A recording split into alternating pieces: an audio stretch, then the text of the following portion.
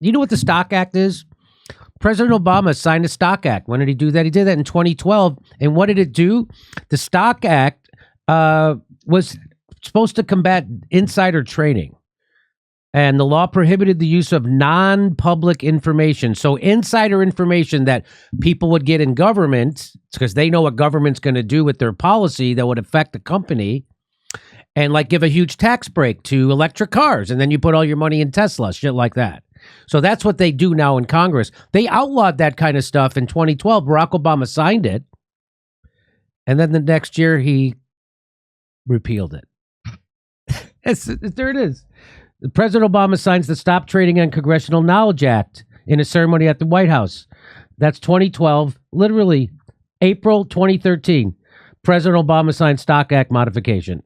He quietly signed legislation Monday that rolled back the Stock Act. Yep. So they're all criminals, including your pretty boy, Barack Obama. He's a criminal. He's a war criminal. He killed innocent people, left and slaughtered them with his drone program, 90% innocent people. He gassed immigrants at the border. He deported more immigrants than Donald Trump. And he allows everybody to criminally trade stocks in Congress. Who does that? Barack Obama. He did that right after he repealed habeas corpus. That's right around the same time. Mm-hmm. And not too far after the Dark Act. I don't know which one was before or after, but I think that Nancy Pelosi and Dianne Feinstein had a talk with him, and that's why he had to modify it. Yeah, I bet. Well, because Nancy Pelosi, she defends lawmaker stock trades, citing it as a free market. That's what Nancy Pelosi used to say. She said that in December of 2021, she said that. And then, oh, look who's getting accused of insider trading. That's in August of 2022. And now she says she's gonna go back and pass a new bill that's gonna stop this. Oh boy. I don't think she's gonna do that. I think she's fucking lying because she's a criminal. And how do I know that that's not gonna happen? Because this chump, is he a senator? He went on with this corporate tool on MSNBC. And she's asking him about this, and he starts to try to blame the Republicans. She actually stops him. He's a congressman, Seth Moulton. Oh, is this Seth Moulton? Is that who that is, Seth Moulton? Work with Liz Cheney inside the Congress to make sure that the Afghan war, which Rand Paul was trying to end, could not end. That's Seth Moulton. So watch what he says. Voting on it before you go into recess. You know who does? They do not get special treatment, but you know who does? Members of Congress. I need to ask you about something we've talked about a lot on this show. The proposed congressional stock trading ban. It has over 600 sponsors on both sides of the aisle. Bipartisanship is not something we see often. For months and months, Congresspeople like Abigail Spanberger have been trying to get this thing to a vote on the floor. Yesterday, for the first time, Nancy Pelosi said they're getting closer and they're working on it. And today, Jeff Merkley told Business Insider a vote won't happen on the Senate side before the midterms. What can you tell us? So she's asking, hey, you guys going to finally outlaw this illegal stock trading you guys are doing because you're all criminals? And his answer is not going to surprise you. Well, I mean, look, we saw this play out with COVID. I mean, that was perhaps the most dramatic example where you had Republican senators going into COVID briefings, learning how terrible this was, dumping all their medical stocks. I do need to interrupt you for a second. First, I said 600 sponsors. I meant 60. You can't put this one on Republicans because you've got a whole lot of Democrats doing the same thing. Look, I mean, I don't think it was as dramatic as what the. I mean, it's not as much. We don't do it as much. That's literally what he's saying. I don't think it was dramatic as what they did. What? Nancy Pelosi came into Congress penniless. She now is worth $200 million. You know who does that? A crook. Here we go. But then she keeps pressing him. Are you guys going to vote on this? Republican senators did, and then got out to the American public and lied and said COVID wasn't a big deal. But the bottom line is, you're right, Stephanie. I mean, these are basic reforms. We cannot have anyone in the House or the Senate abusing the privilege of the office and the privilege of the information we get. I don't know. I mean, the bill originated in the Senate. it's amazing to me that they can't simply have a vote on it. Do you think you'll be voting? It's a democratically controlled Senate. What? Whose fault is it? You want to brand Republicans again? It's a democratically controlled Senate. So it's the Democrats who want to keep this grift going, right? On it before you go into recess? So she asked, are you going to vote on it before you go into recess? And he says, look, if it doesn't come out of the Senate, then we're not going to get a vote on it in the House. Nope. Nope. So that's no. So no. We're going to keep this criminal illegality going right out in the open. Nancy Pelosi said on Wednesday that Democrats would bring legislation to the House floor this month that would place new restrictions. He just said they're not. He just said they're not. Her announcement came after months of negotiations over whether and how to restrict personal financial activity by members of Congress that could create real or perceived conflicts of interest with their public duties.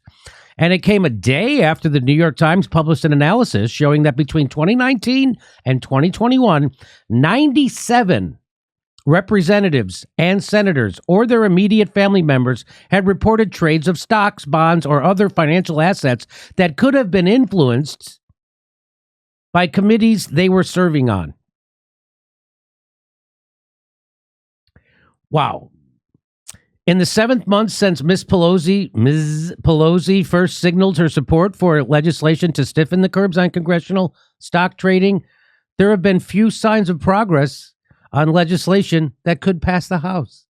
They're not going to do it. They're criminals and they don't care. A version of legislative framework in the House outlined in late August memo that was reviewed by the Times would effectively prohibit lawmakers, their spouses, and dependent children from making trades in individual stocks, bonds, cryptocurrencies, and other financial assets tied to specific companies. Congressional leaders have faced increasing pressure in recent months to crack down on their colleagues' financial activities. A running investigation by the website Insider that began last year has turned up 72 examples of lawmakers who have fallen out of compliance with current laws by filing transactions reports late, inaccurately, or not at all. It is not clear whether the Senate might take up any legislation on the issue this year. They're not gonna. A number of senators have been working on proposals, but none appear yet to have secured the necessary 60 votes for the Senate passage. Senator Jeff Merkley of Oregon, who is working on one of the proposals, said on Wednesday, "I'm determined to get the ban on congressional stock trading across the finish line. I've been carrying this fight for a decade, and I will not let it die. It's going to die." NASDAQ, Nancy holds up bills on congressional trading while insider rot spreads. That's September 17th, 2022. Nancy holds up bills on congressional... Nancy! That's the headline. September 17th. Hey, TikTokers are trading stocks by copying what members of Congress do. Huh? What do you think of that? Yeah. Hey, fact check. No, House Speaker Nancy Pelosi isn't worth $196 million. So that's the USA Today trying to lie to you. They're trying to mislead you. They're going to, I'm going to guess. Let's see. This is their ruling. Let me read it. The claim that House Speaker Nancy Pelosi is worth more than $196 million while working on a $193,000 salary is false. Financial disclosures show that Pelosi's net worth isn't close to $196 million, and the salary used in the post is wrong. Pelosi earns $223,500 a year as Speaker and is worth about $106 million. Oh, well, that is wrong. She's only worth $106 million. She's not worth $196 million. Just $106 million. You mean two numbers that don't have one bit of fucking actual difference between them in a real world? You mean that? Boy, I know a lot of 100 millionaires out there going, if I just had another 96 million, then I could buy that car I've always had my eye on. Mm-hmm. So this is USA Today doing propaganda for the ruling establishment. And what kind of ruling establishment? The 100 millionaire class. That's who USA Today is defending. They're out there debunking your bullshit that somehow she's got 190. She's got 106 million. Of course, her husband has another $100 million. So that actually does mean she's worth $200 million. Yeah, that's what it is.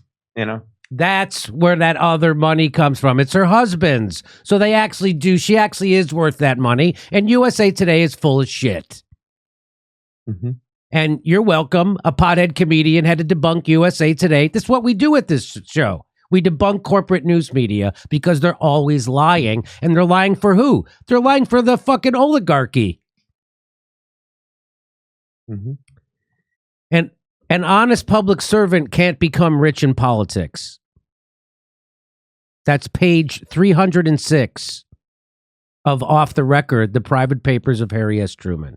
I always thought the quote of Harry S. Truman was, the only type of person who becomes rich in politics are crooks. But maybe he said it that way. An honest public servant can't become rich in politics. Nancy Pelosi has amassed $106 million. Wow. Honest public servants can drop nuclear bombs, though. Yes, they can. Yeah. Wow, And, Jackson. Why? No, man. Whoa. Oof. Ow. Why that came out of left field. Harry- You know something, though?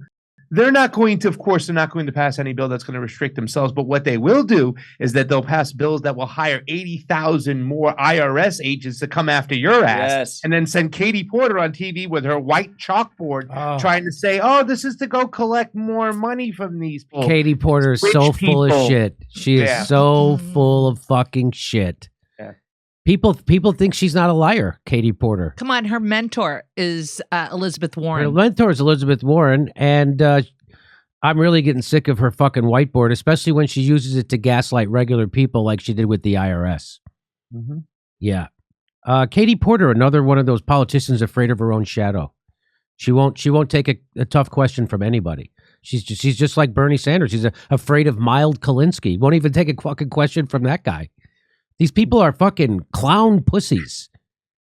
Jimmy, she ran away from me with a question when I caught her at a delegate thing. You know, the Democrats have those delegates they hire who control who gets the funding and whatnot. Yeah.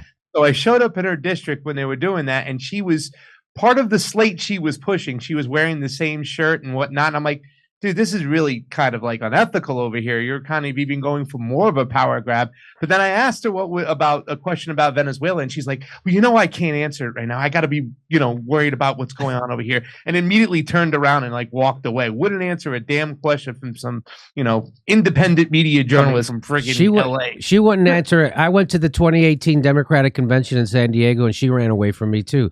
These people are tuck their tail and run fucking pussies who can't wait to cozy up to the establishment and gaslight you.